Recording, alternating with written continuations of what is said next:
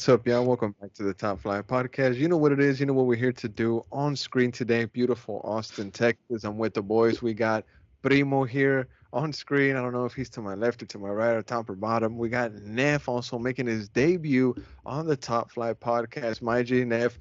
Both of these guys wearing Real Madrid gear. So we'll see how we get through this Austin FC segment. But we are going to talk about European football today. It is back. There's fixtures across England, fixtures across Spain, and it's back.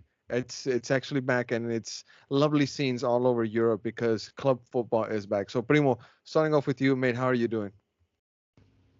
I'm doing fantastic, bro. I'm actually at my mom's house right now. I'm in my old room. They're doing they're celebrating like everyone's birthday or whatever because there's so many birthdays this week in my family. Happy birthday, So happy birthday, mate. Happy birthday, Primo. yeah, we ate some aguachile, some good aguachile, some chile Okay. camarón, a tres leches cake. I had everything, bro. So I'm full right now. What about gift wise? What'd you get? Gift wise, I got the new. Well, I want to say new, but I guess the home kit for this season. That's the Las Voces. Is Las it? Voces kit. Yeah, right? the new one. Yeah. If I'm not mistaken, that's the Las Voces. I'm bad with keep. Yeah, because the Sentimiento kit is the mint one. If I'm not mistaken. Yeah. Mom got me. She got me a 3XL though, so I gotta go exchange it. What? Was that an accident, bro? What the? Oh my God. Okay. Well, hopefully they can accommodate you there at the Verde store. Now, let's introduce Neff. Neff, how you doing, mate? I'm doing wonderful. Just finishing off the week. Just excited that club football's back. Yes. Austin FC is also almost back. We just have to wait. Almost Maybe there. we have to wait one more week. Right tonight we are recording this episode on August the 13th. Austin FC is back on the 20th versus St. Louis. If I'm not mistaken, that's going to be a tough game, but it's a game that Austin FC is surely going to be up for. We're going to talk about a friendly that's helping them gear up for that here in tonight's episode. So, boys, let's get into the episode. But before, just a couple details. Primo, you and I have something to share with the fans, maybe a little bit more details, because we went to go check out the Walnut Creek Pub this weekend. What was it, Friday? We got together with the boys. We said, you know what, let's go check it out, see what it's all about, and how we're going to get folks to come out here. So we showed up at the Walnut Creek Pub, and when we went inside, we were like, yo, this is going to work out pretty cool. There's 5 screens. There's about maybe 60 or 70 seats, 10 tables, if I'm not mistaken.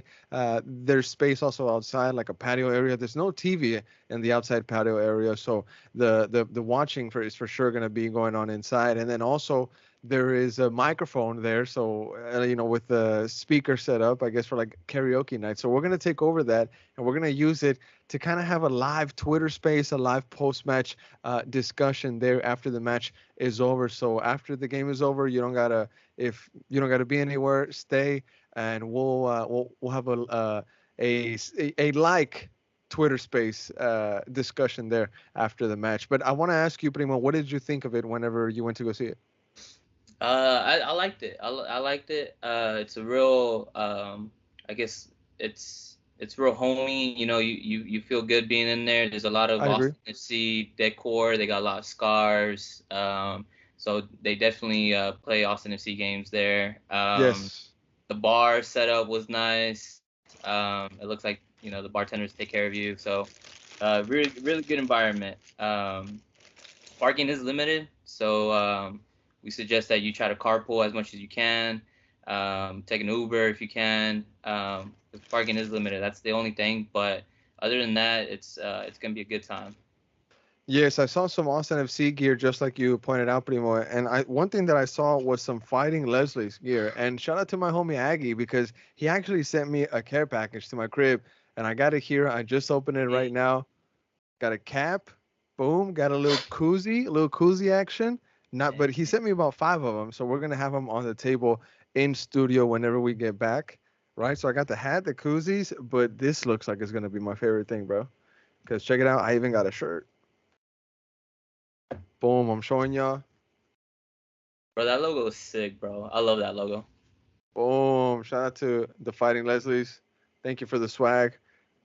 Might even wear it for the watch party. We'll see. We'll see what happens. Now, some of the things that I did want to share, just like Primo said, the parking is very limited. Carpooling is encouraged 100%. We're also going to try to raffle off one of those new Austin FC jerseys that just came out, or polos, whatever people call them. So we're going to be raffling one off for free, 100%. So hopefully somebody walks away happy. Well, for sure somebody's going to walk away happy with the new Austin FC polo, jersey, whatever you want to call it. Now, all right, now we can get into the episode now that we got that out the way. And it's going to be a bit of a light one. Obviously, Austin FC has been in a long break. There's not much to really talk about, but there is, because things have happened not only with Austin FC, but we also got stuff to talk about because things are happening in other places that are, you can say, affecting Austin FC, like the case with Johan Romana and also other players that are posting pictures of them mowing grass somewhere in Orlando, Florida.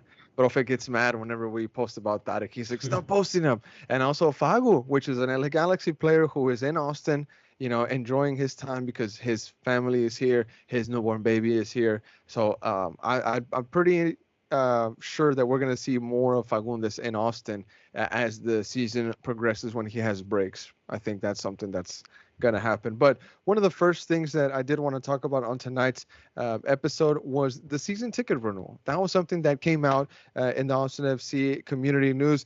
This was from a tweet. It was Austin FC renewed 95.5% of its 16,000 season ticket holders for the third time in its 3 seasons of existence since joining MLS. It has also grown its paid season ticket waitlist to 26,000. Now, with all that, obviously, you're thinking, well, man, this team must be really good if these fans are, going to the game, week in, week out, selling out season tickets. I got to ask you, and I want to start off with you, Neff, are the fans getting enough football for the price that they're paying? Because they also went up in price. It's not only that people are extending season tickets, the price also went up recently. So your thoughts on this kind of stat hitting the mainstream news, Neff? Go ahead. Well, I'm not surprised, to be honest. Austin's a big new market. It's a hot market for football here, and I'm not surprised that we've had that renewal rate. We've also had stuff coming in, like a lot of people don't even know when they renew. It just kind of it's just an automatic renewal, and it just hits them, and that's it. But as far as football, I mean, we're getting the friendlies, Leagues Cup, all those games, right, other than MLS. And I mean, as far as quantity, of course, the value is there.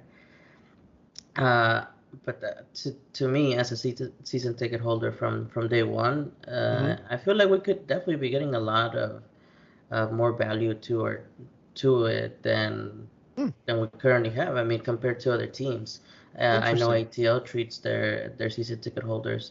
They have they have like a wall on like a stadium where they have the names from the inaugural season of every season ticket holder from day one, and that's something that would have been cool. Like, would that make you happy? Would that make you happy if they let you write your name on a wall?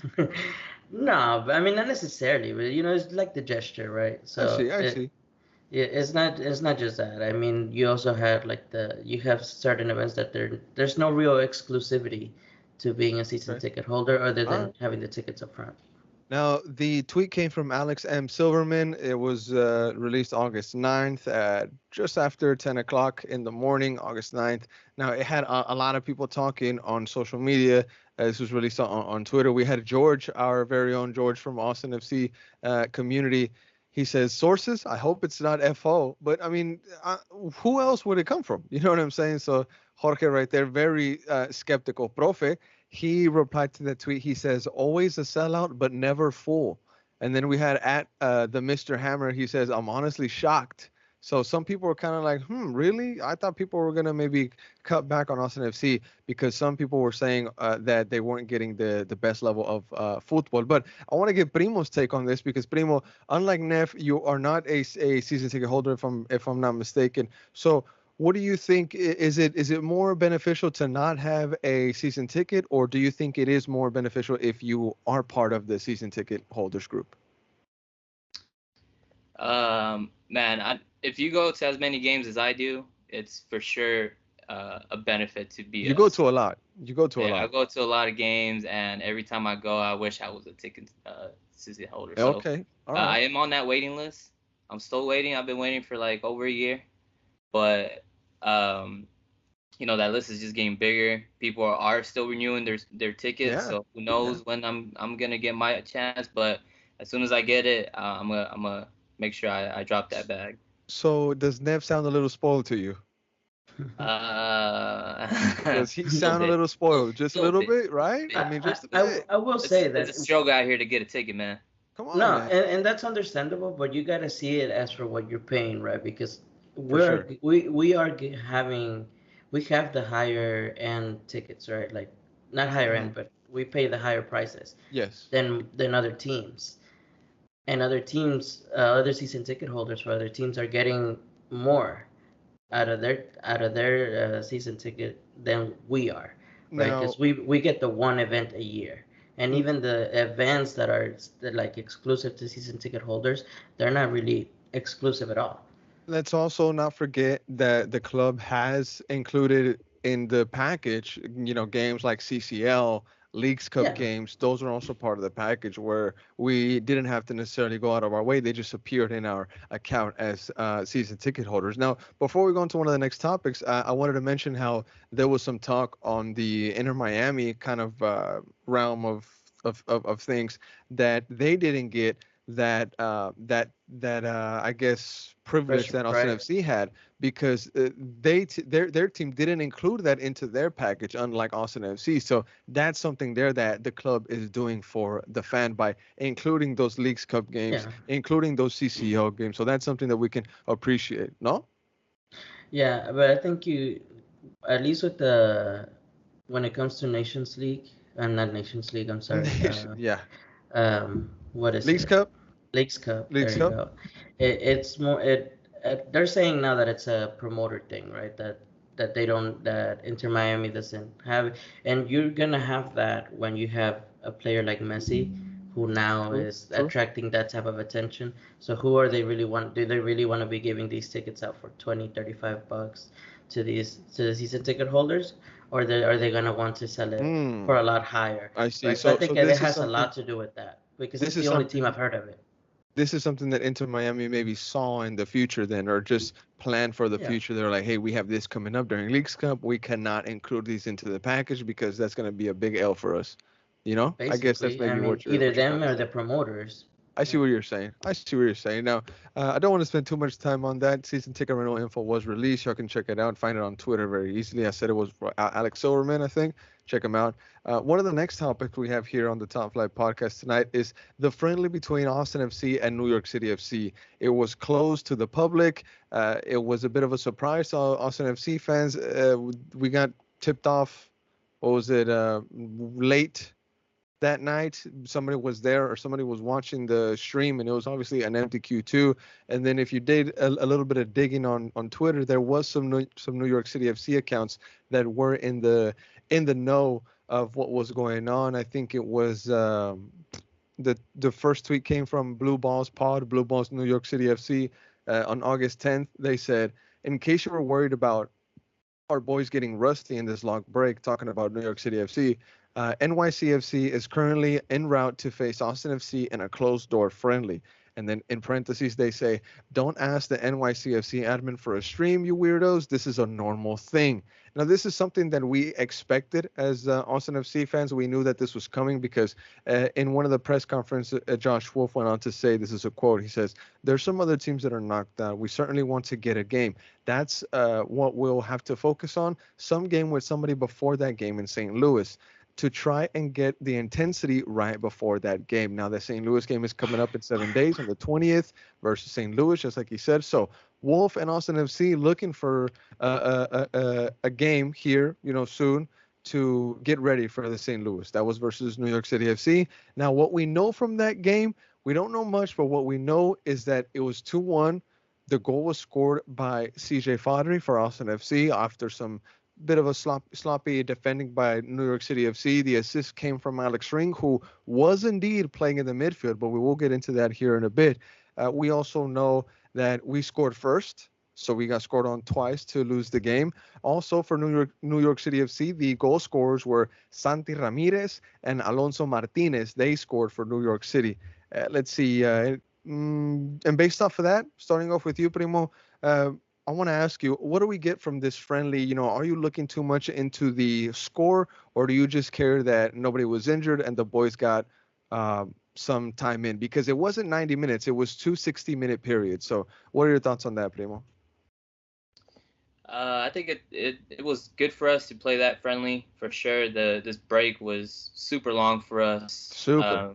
Especially without having any games involved or any friendlies or anything like that until now. It would have been a long break to going into St. Louis. So I'm glad that they did this. We did get word that this was going to happen. I wasn't expecting it to be NYCFC. But at the end, I'm happy that it was them. It's a team that we've never played before. I think it was a team that I think it was a good challenge for the boys. Yeah. I love that it wasn't a full 90-minute game. 260s. We don't want anyone to get injured during this time, because the St. Louis game coming up is a big one. But I think it was good for us. Yeah. Especially to get some guys that haven't seen minutes in. I think CJ Fodry got minutes in. The new defender that we got, Craig. Yeah. So I think it was good for us. It was good. It was good. Now, before I get Nev's take on this, I want to mention what the lineup was. What I believe was the first half, because I saw a screenshot, and that's how I was able to pick out the lineup based off the players that were on the field. And I took a look at the time. Now, it was very early in the game. Now, it could be the time of the second period, so I don't know if it was the first half or the second half. But what I maybe was able to pick out was Bersano in goal, because I think also his partner posted something, so that kind of made me think like, okay, Bersano played then, because she posted something about that. If I'm not mistaken, that's how it went. So Bersano in goal. In the defense, we had Lima, Craig, just like Primo mentioned, Kip Keller, and Adam Lunkovist. In the midfield, there was Dani Pereira, Sebastian Drusi, and Alex Ring. Now, it's very key that Alex Ring is back in the midfield, because our center back crisis, is it over now? Are we going to give some minutes opportunity to Craig? Also, we have Matt Hedges, who just recently arrived from Toronto, and we can't forget our main guy, Julio Cascante, and Kippy Keller, of course. So moving forward in the attack, it was Finley, Bruin, and CJ Fodry, the goal scorer. CJ getting his statement goal there, maybe, saying, hey, I'm on another level. FCito is maybe a bit too small for me now. Also, maybe one or two more players in that FCito team that have maybe outgrown that MLX Pro League already. So, Nev, I want to get your thoughts on this lineup. Obviously, it was a mixed, rotated lineup, but same question that I asked Primo, what do you get from this result? Because me personally, I'm not looking into the 2-1. I'm happy we're getting back into rhythm for the game, because versus St. Louis, we got to give everything. So, your thoughts, Nev? Just like you said, I'm not really looking into the result at all. It's just really to get rhythm. I mean, if there's anything we're gonna look at the result at for is CJ getting that goal. I mean, yeah, it could be definitely a statement. Now with Diego gone, there's definitely wiggle room for him to step in, because let's be honest, Rigon is obviously, not only is he injured, he hasn't been his best. Redes had a little stint of good momentum, but that it seems to be gone. And Finley's been performing well, but we need someone else on that other wing, right? So I think it really, the one that won the most out of this was Fordry, and he seemed to have done great. I'm happy for him. I honestly would have even encouraged to have gotten a second game in, just because the team seems like it does need the rhythm. So. And see, Neff, that's actually a really good point. Some people were asking, hey, are we going to get maybe one more game in there? But we see a photo circulate on Twitter and then later posted on Instagram of Dani Pereira and Emiliano Rigoni at the airport at ABIA. So maybe these guys are going to, take a break, maybe visit some family across the country. I'm thinking it's an Apple TV thing, honestly. Oh, okay. Now with Okay. Diego not being face of Austin, maybe they would have taken Danny to Okay. take Diego's spot. Okay. That would be my theory. That's not a bad take. That's not a bad take. Now, before we change topics, CJ Fodry on Twitter, he got a bunch of love from people that were saying, hey, this guy has been hot. He should have been called up to the main team, and saying that it was overdue. We had guys like RB says, hey, that's my guy.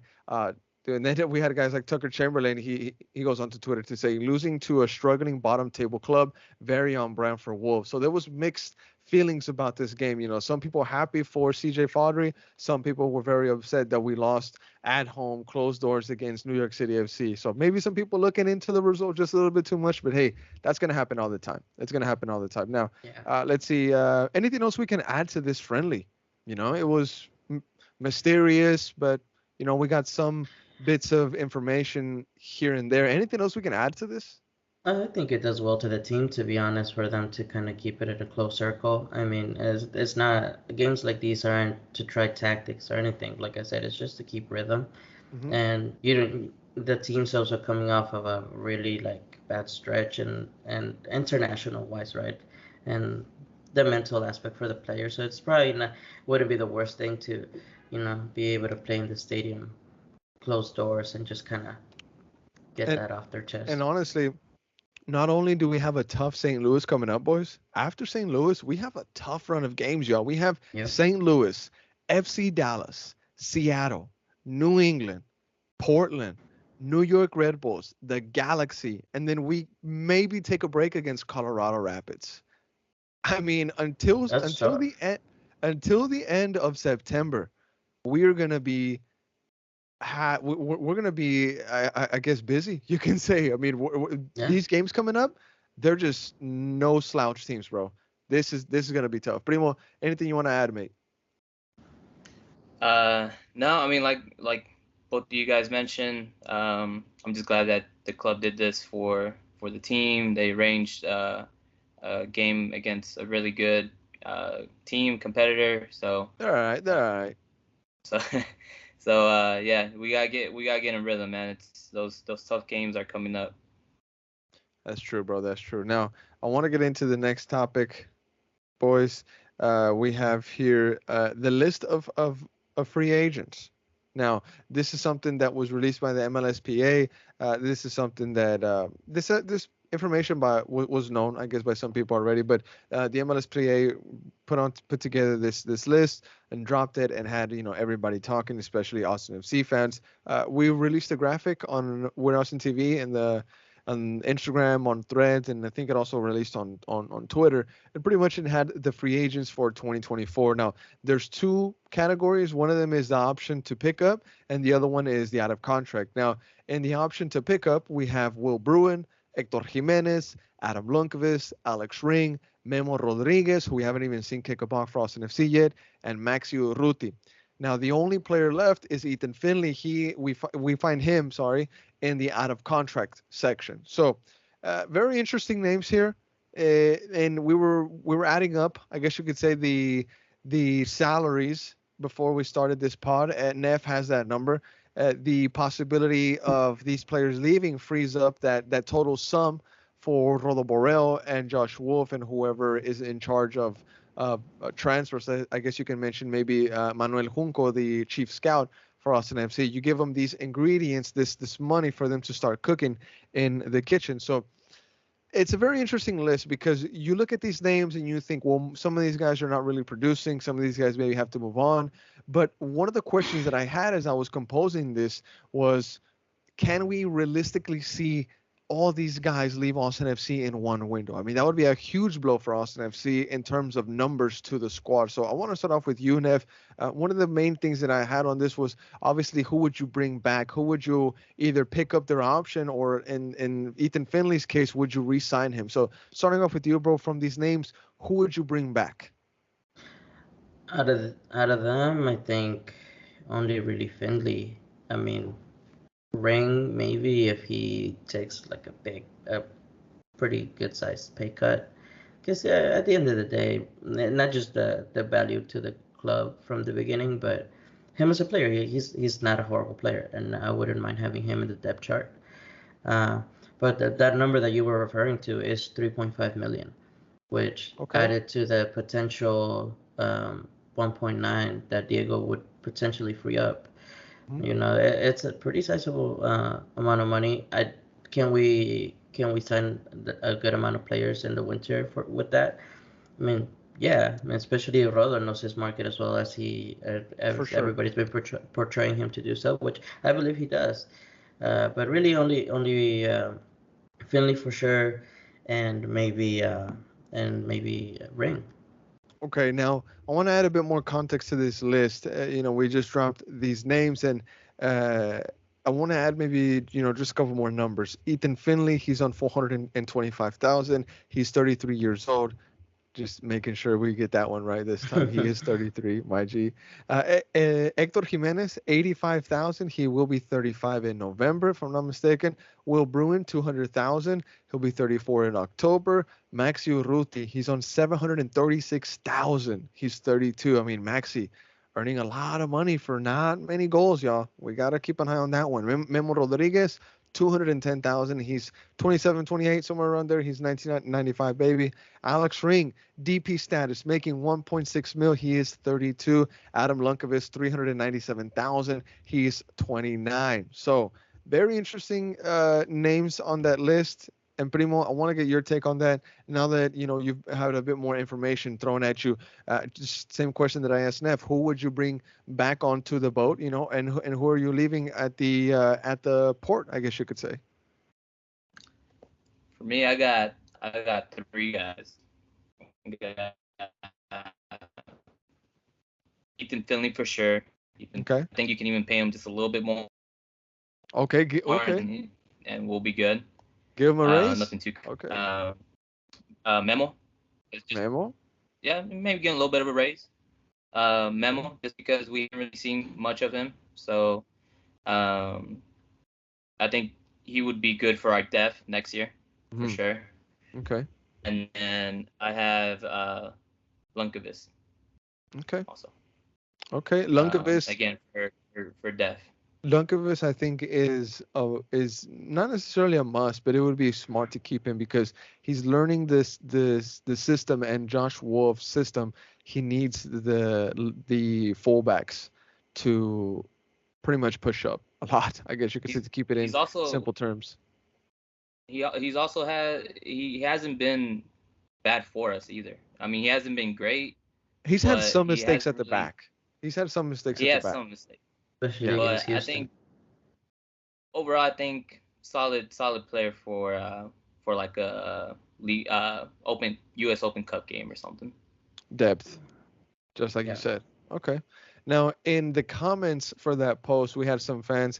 They went on to say, we had PJ the Great 16. He says, bye. Everyone is replaceable except Josh Wolf per Roto. Dude, PJ the Great, dude, he is always just causing havoc in these comments, bro. In the replies, we had Nick Turner. He adds PJ and he says, name a player who isn't right now besides Drusy. PJ the Great says, no one. If I was Roto, I would sell. Losing Diego shows we're desperate. The club won't be competitive till next summer. Tough. And then PJ the Great also goes on to say, Austin FC, the franchise, is an example of a rush project. Doesn't help all the recruitment happened during a pandemic. They should have waited an extra season to join the league. So, interesting. And then RJE from the North End pod, he goes, PJ, bro, you're the dude who said that we sat Seba in Seattle to transfer the captain's ban from him on some secret operations, covert mission nonsense. I ain't forget. So, conspiracy theories going on. Now, some other comments on that. Ryan Brack, he goes on to say, I would like Ring back, just not as a DP. Give that spot to Danny. He's earned it. So, Danny Pereira as a DP? What do you think about that, Neff? I think he plays like a DP. I don't know that giving him a contract that big right now would be, I guess, smart for the club. But, I mean, the guy plays like a DP. His style needs the goals. He needs the goals to be a DP. He needs the goals. But it's just like I've told you Let's be countless real. times before. Let's be real. That's why I hate the DP tag. Okay. Because if you were to ask me who's our DP today, regardless of goals or whatever, That's a good if point. you ask me who Rigoni or Danny as our DP, I would give Danny the bag. I would. Okay. That's a good point. That's a good point. That's a good point. That's a good point. I see what you're saying. I see what you're saying. Now, some of the people they say Urruti and Ring. Urruti bringing him back. I mean, he's been very iffy. I think we really got to think about that. Some user named J Dinosaur Mac. He says buy Bruin, Maxi, Ring. Sure, depending on salary, we really need DP slots for Rolo to play with. Finley, bring him back. Memo, too undecided since I haven't seen him in our system. Lundy, sure. Jimenez, meh. So, some fans very opinionated on that topic. Now, anything we want to add on to the free agents list, boys? I personally want to. I think we gotta keep very realistic, like you said earlier, about how many players Rolo's gonna be able to bring in. You know, this is a good chunk of the squad, right? And it's 7 players, bro. Is it realistic? Is it realistic to think that all these guys can go? We're gonna have to keep some of these names, brother. I don't think that we have to keep more than 2 or 3, maybe. Maybe the Ethan, the Ring, and maybe even Lundy. Lundy, I would actually give a pass to, just because, like Primo said, he's it will be his second season in with the system, and maybe he'll be able to adapt a lot better, right? I mean, just look what Josh been able to do with Gallagher. But other than that, I don't. Unless it's a business move, I don't see why we bring these guys back, and even then, because they're taking a big chunk of that. Ruthless. Money. So you're saying apply the same treatment that was applied to Diego. Well, yeah, I mean, if you're gonna be a team that's gonna be building, if you got rid of Diego, why wouldn't you get rid of these guys? Okay, 100%. Now, I want to move on to one of the next topic, boys. We're kind of doing rapid fire here with the topics tonight on the Top Flight Pod. This is going to be something important that we're going to discuss tonight, because we found ourselves in a center back crisis. We were experiencing a center back crisis for a while. Some may argue that we're still in it. Some may argue that 100%. Now, one guy that is still part of our roster, 100%, he's still an Austin FC player under contract. He is in another country, in another competition, in a prestigious competition, no slouch of a cup. And according to reports on social media, different tweets coming out from various accounts, both media and fans, it's about Johan Romana and Olimpia. He is doing a job down there, apparently. The club on social media, the official account, is very happy with him. They've been posting appreciation posts of Johan Romana. Appreciation posts of Johan Romana. Pictures of him doing his iconic pose, kneeling down, going up. But he's still an Austin FC player under contract. So one of the reasons why it was very important to talk about this guy was because at the end of this, the question that I'm going to ask is, should Austin FC sell this player, or should we be looking to bring him back? Now, they eliminated Flamengo, who is the actual champion of La Copa Libertadores. You could see the badge in the middle of their jersey. That golden badge means that they were champs.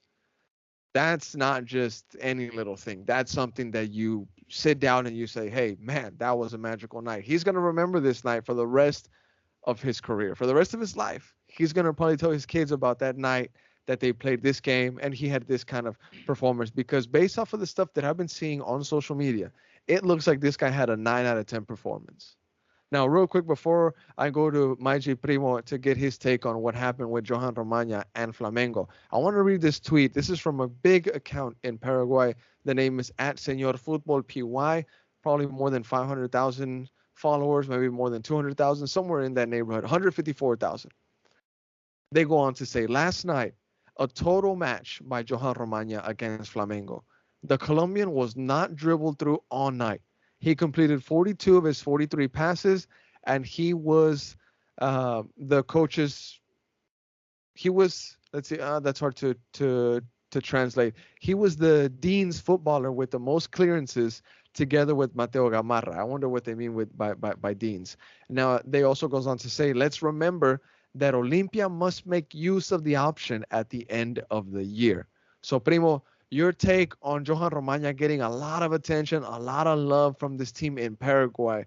I mean, could we see maybe a sale at the end of this saga, at the end of this loan? Or with everything that you're seeing, with everything that you're reading, hearing also, do you want this guy back? Your thoughts, Primo? I mean, this guy did a complete turn. This is a guy that couldn't even last a whole, 60 minutes with us. So for him to go all out with this team and in a really, really strong competition, Copa Libertadores ain't no joke. So you really got to be A1 when it comes to that competition. I'm happy for the guy. I'm happy that he's getting the recognition that he deserves. As much as I would want him back, I would think that we would probably benefit more if we were to sell him. And I think he wouldn't be mad about that. I think he would. I think he looks happy where he's at, to be honest. I mean, he's playing big games against big teams. He's performing really well. And so he's in an environment where he's probably more comfortable in. So to bring him back, I think is going to be tough. I would want him back. I've always liked Johan Romana. Even when he was struggling here, I always wish that he would pick it up and do good for our team. But unfortunately, it didn't get to that. He's doing good now. It'll be sad to see him go for me. Yeah. Because he was one of our first players also. But with our situation, when it comes to finances, it's not looking too good right now. So I wouldn't mind if we were to sell him. I mean, we would most likely get a profit out of him. Yeah, definitely. Now, some really good points to touch up on there by Maestro Primo. Now, I have some stats here that I want to get Neff to kind of chime in on. His stats for the second leg against Flamengo, 102 minutes played, obviously the 90 plus, 3 clearances, 3 tackles, 3 out of 5 ground duels won, 2 out of 4 aerial duels won, 98% pass accuracy. He had 4 out of 5 long balls won. So definitely showing out Johan Romana for Olimpia. Neff, your thoughts on his performance versus Flamengo, the champions of the Libertadores? I just really want to say that I'm very happy for him. I mean, anybody that's met Johan can attest to what a great, wonderful person he is. I'm happy for him. That was a great performance. I was able to watch some highlights from the game, and he looked really solid. He looks like the defender that we signed. In that first year. But I honestly, I think for his own good, for the club's own good, I wouldn't bring him back. I think a sale would be necessary, just because you can tell when a player is not comfortable in an environment. And he was one of those players where it was very noticeable that he was not comfortable here. And I mean, just that performance, and it's not his first performance where he's been really good, where you can tell he's just better off.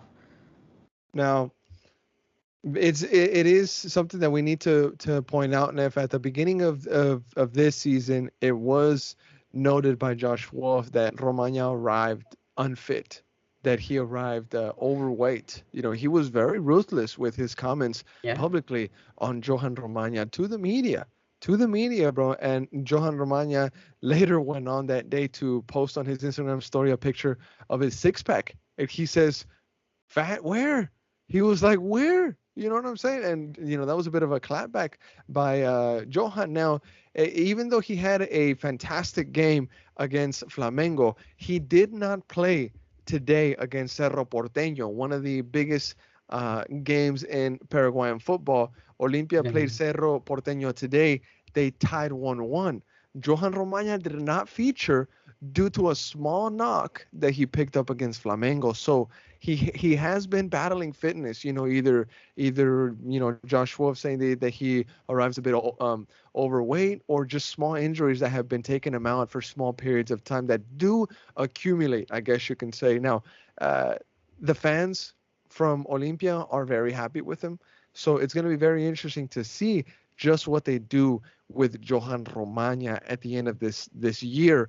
Obviously, in December is when Olimpia does have that option. Now, just real quick, going through some Twitter uh, replies of the account, multiple people happy with Johan Romana posting his photo, just showing love to him. And I know that he is eating this up, bro. I'm also happy for him.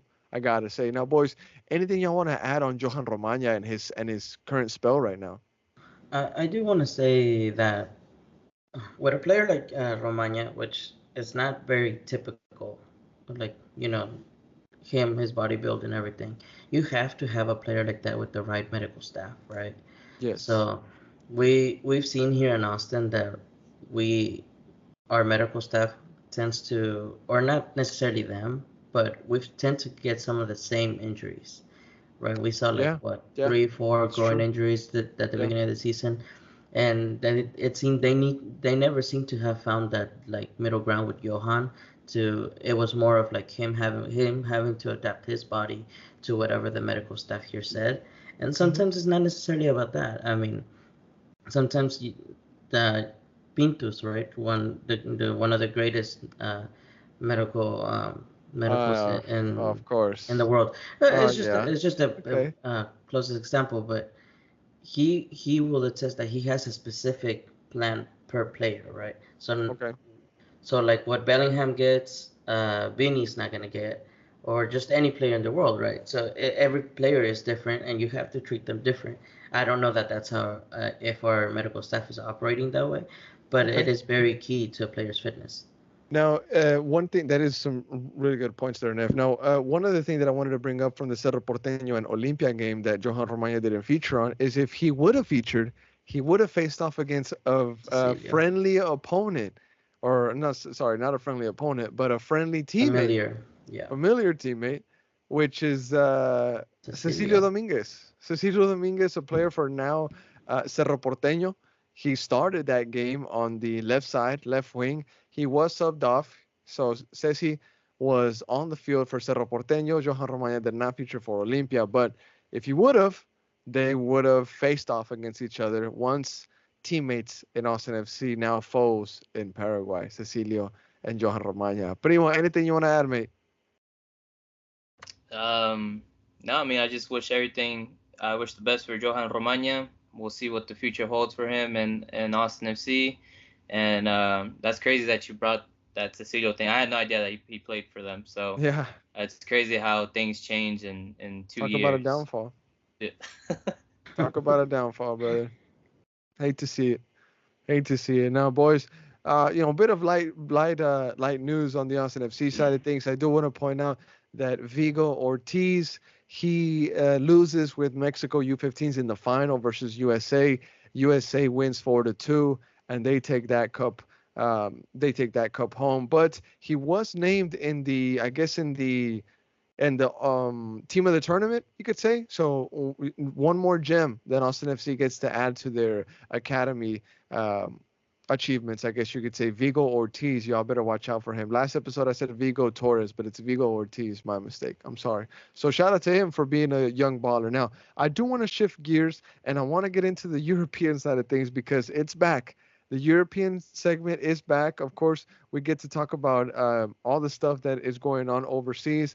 Now, today we obviously have a very heavy-sided Real Madrid cast. We have Nef and we have Primo, we have myself, even though I'm wearing the AC Milan jersey just to show support. Um, I want to talk about Real Madrid, boys.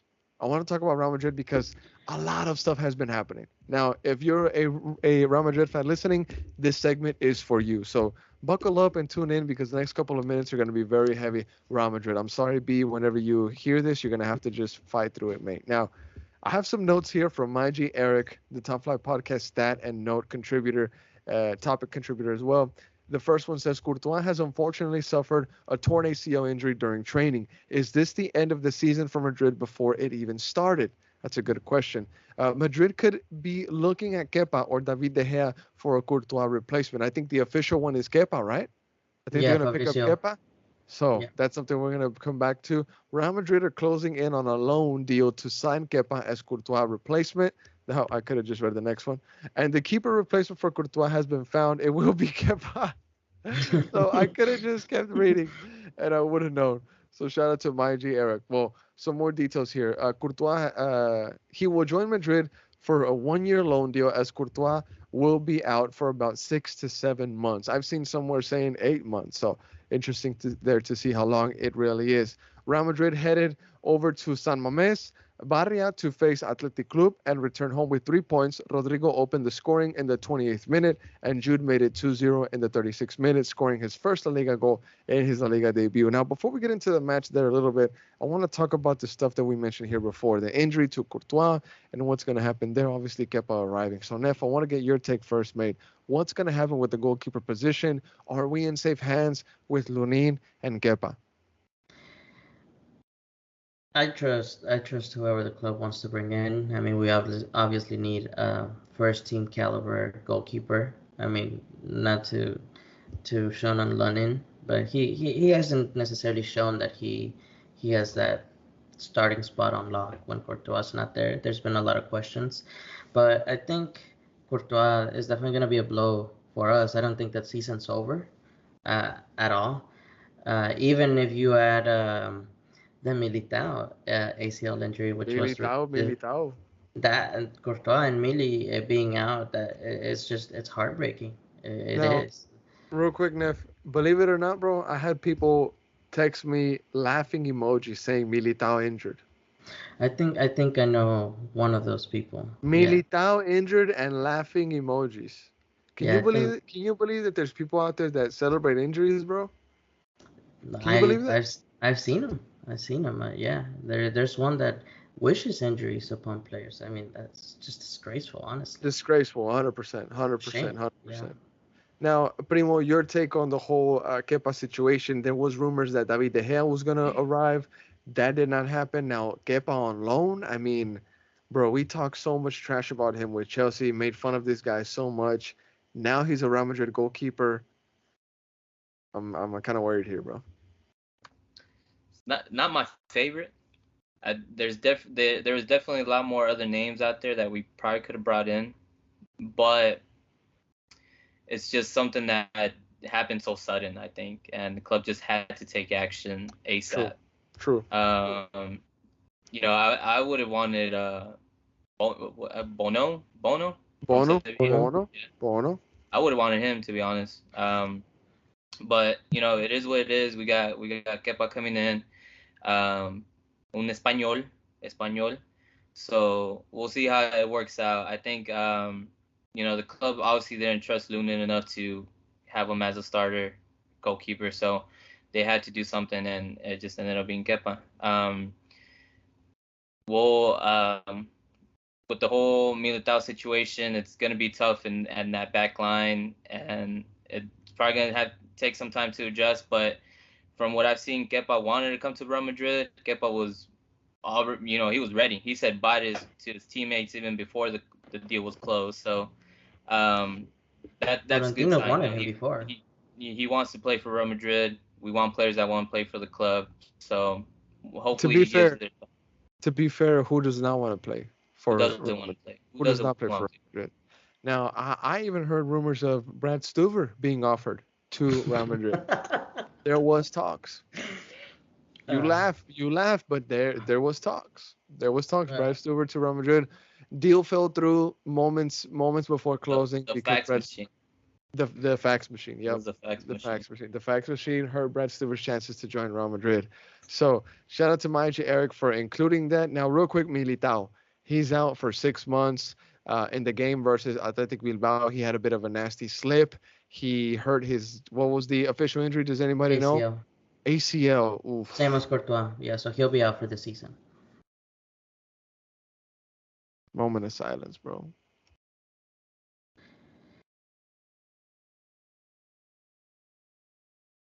All right. Out for the season, Militao, bro, and Courtois. That's tough, bro. That's tough. I mean, definitely put a dagger in a lot of Madridistas' heart. Definitely, bro. But the thing about Madrid is that we have depth. Rudiger stepped up. Lunin has been waiting for his chance. And it also opens the door for Kepa. So Courtois, he's been great for Real Madrid. So it's Amazing.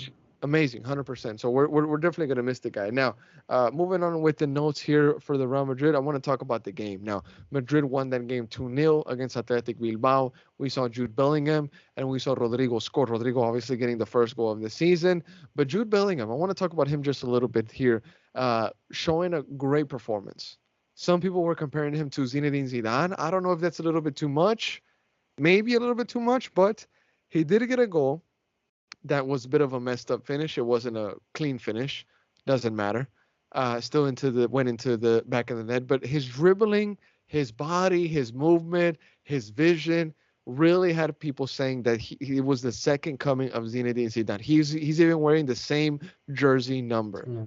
So Neff, I see you over there almost peeing your pants of excitement of wanting to talk about this guy. What can you tell us about Jude Bellingham's debut? Jude, since preseason, he seems like he's been playing for Madrid for years, dude. I got the opportunity to see him live 2 times this preseason, and I can tell you if there's a player that I felt like he was already in tune right away, it was him. Okay. Jude's the real deal, and I mean, if you watch Dortmund, his spell at Dortmund, he's a great player. Yeah. And just seeing how he gets along with his teammates, how fast he's learning Spanish. He's just a player that almost seems to be made to have played for the club. As far as people comparing him to Zidane, I think it's early, of course. He Very does have early, bro. It's his very early. He's debut. only It's his 19. debut. It's his debut. He's not only 19, but we can't hide that in his gameplay he has a lot of resemblance to him, and that's also his idol. A lot of techniques that he uses, a lot of the ways that he dribble. It's very Zinedine Zidane-esque. So I'm very excited for what he does the rest of the season. But yeah, and we can talk about it a little bit, but this team needs that number 9 that he's gonna be able to feed. He needs that, Yeah. and the defense is gonna be solid. I mean, I like what Ancelotti's doing with the diamond formation now, but without a true number 9 to feed for Bellingham to feed and for Vini to get support on, the attack is gonna be looking rough for a while. Now, real quick before I get Primo's take on it, I was a little let down by Vini. I think Vini needs to realize that he can't be a one-trick pony.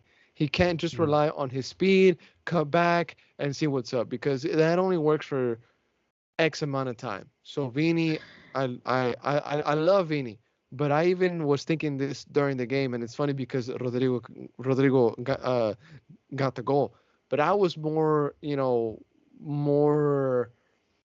what's the word I guess you could say? I was expecting the goal from Rodrigo more than Vini by the way that the game was going on because Vini was being shut down.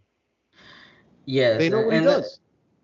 yeah, but the thing with Vinny is, and I've seen it basically his whole career so far is once he gets started, once he gets a good one, he'll keep getting them, and that's kind of the problem, right? So Okay. it sometimes it'll take a while for him to get that first dribble off, but once he does it, his confidence will go way up, and he might even get you the goal, maybe 2 goals, right? So he is that player, right? He's able to get there, but for him to be able to do that as consistently and as fast into the game as he has to, it does have to be he does have to work on his mental a little bit more because he can't let these defenders do that to him. Rodrigo's a little more solid in that aspect. His finishing is it's obviously a little bit better as well, but that Beanie's our guy this season. Like he is Okay. our reference.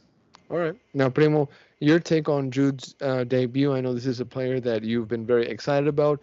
Danny Benz doubted him. Danny Benz doubted him. Danny Benz doubted him. But Jude is here and he's doing his thing. Your thoughts, Primo?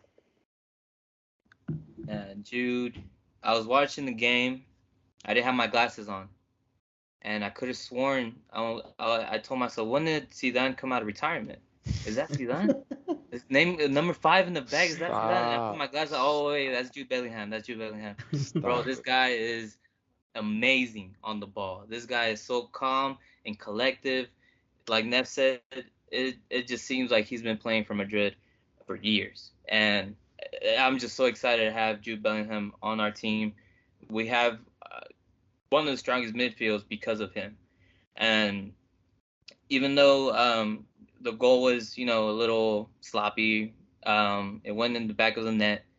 But besides the goal, man, just the way he is on the ball, his dribbling, the way he breaks lines, the way he's able to take two men on and still get through them, it's, Jude Bellingham's the real deal. So really excited to have him on our team. And Balón de Oro, Balón de Oro, Jude There's Bellingham. shouts. Maybe. There's shouts already. So Fun fact. really excited to have him on the team. Neff. One of them coming from Neff. Yeah, from me. I mean, I'll give him a Ballon d'Or before his career's over for sure. Way too early. Way too early. But Zidane did score a very similar goal to that as well in his first season, and it's a video that's going around the timeline right now. Very, very similar goal. Same type of finish. Get over it. Just saying. Let him play. Just let him play. Let him play. But dude, you can't hide that this guy is like the whole of the Prem wanted him for a reason, Mm-hmm. and he chose to come here.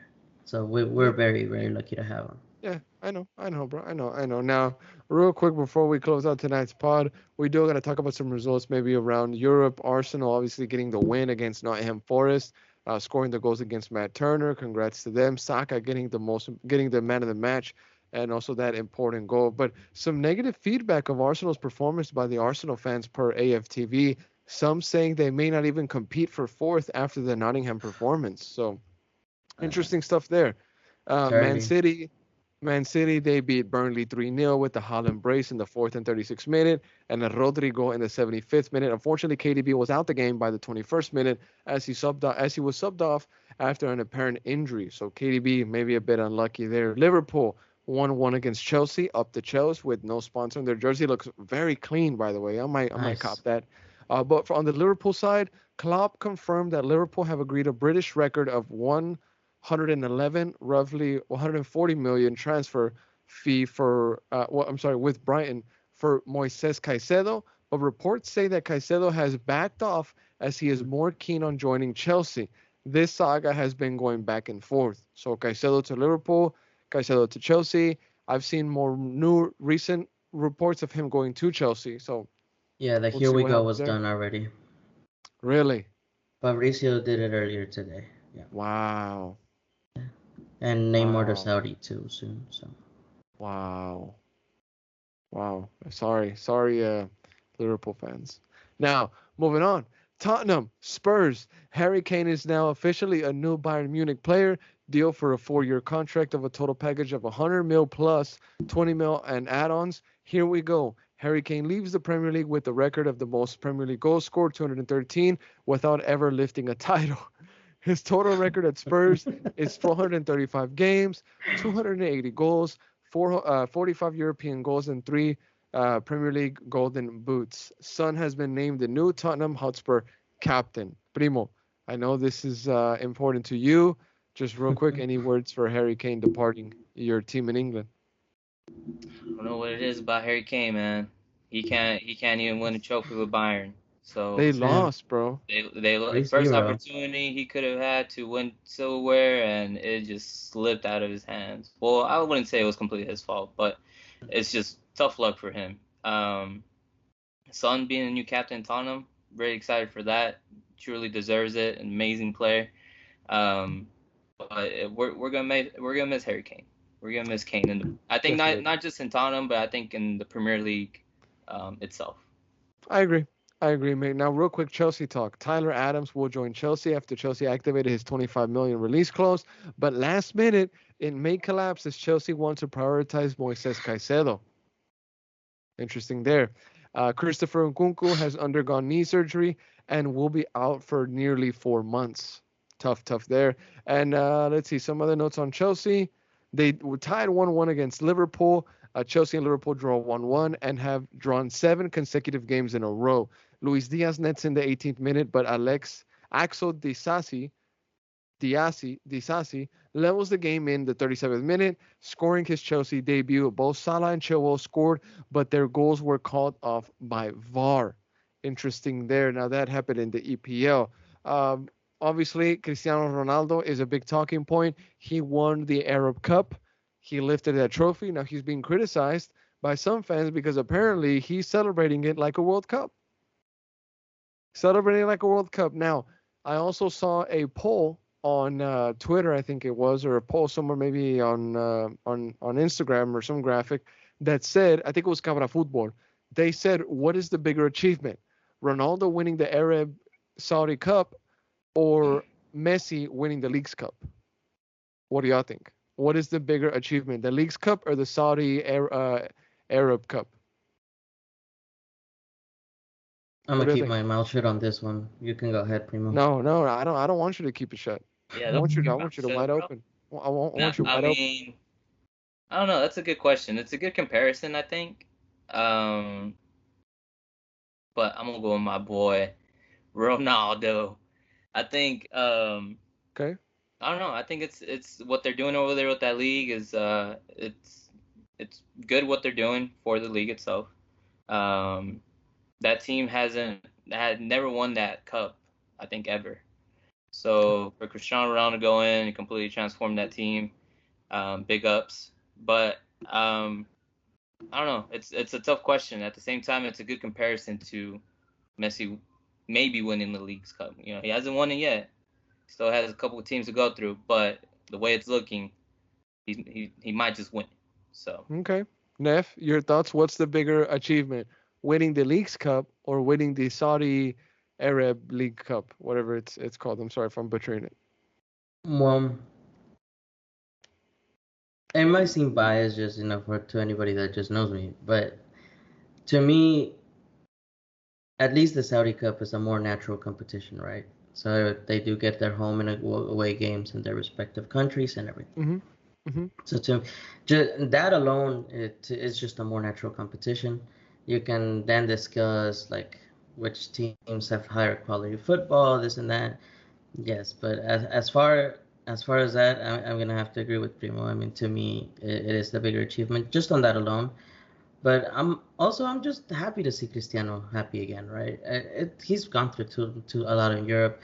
People can hate and say whatever they want on him, but as a fan of him, I'm happy to see him happy again. Whether it's lifting that trophy or Premier League, La Liga, Champions League, it doesn't matter. I'm glad he's happy. All right. Well, with that note, we'll end tonight's episode on the Top Flight Podcast. I want to thank Maji, Neff, and Primo also for coming on tonight's episode. We talked Austin FC. Obviously, we hit some European topics, so we appreciate everybody for staying here to the end of the episode. We'll be back obviously next week with more talk for Austin FC. Neff, you got something to say? Yeah, I just wanna invite anybody that watches Real Madrid to join us at Hop Squad. Yeah. For all the watch parties, we'll be showing all the Real Madrid games. You guys have attended a couple games. This season we're stepping up to a new level, right? I see that. Yeah, we've got a lot of things coming for the Peña.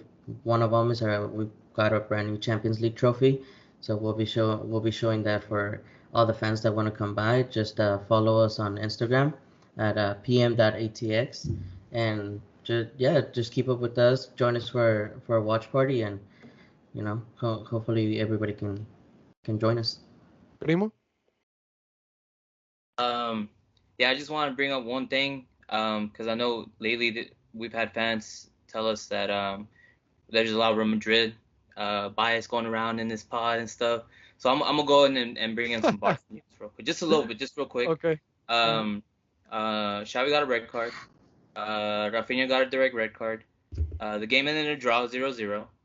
Araujo was out there playing basketball, and just I don't know how Barca fans take that first game. For me, it was horrible, but just had to plug that in real quick for the Barca fans. Hey, big shout out to you, H. You're a big Barca fan, right? What? You know what? I'm gonna pretend that I didn't hear that. I'm gonna pretend that I didn't hear that for your own You good. can let the world know now. For your own good, bro. I'm gonna pretend that I didn't hear that. All right. I know where you live. I know what you drive. I might even put sugar in your tank if you say that again. Yeah, sugar in your All tank. right, cooler. All right. Now we'll end tonight's episode on that note. Shout out to everybody for being here tonight. We'll be back for more, and we'll see y'all soon. Have a good night, everybody.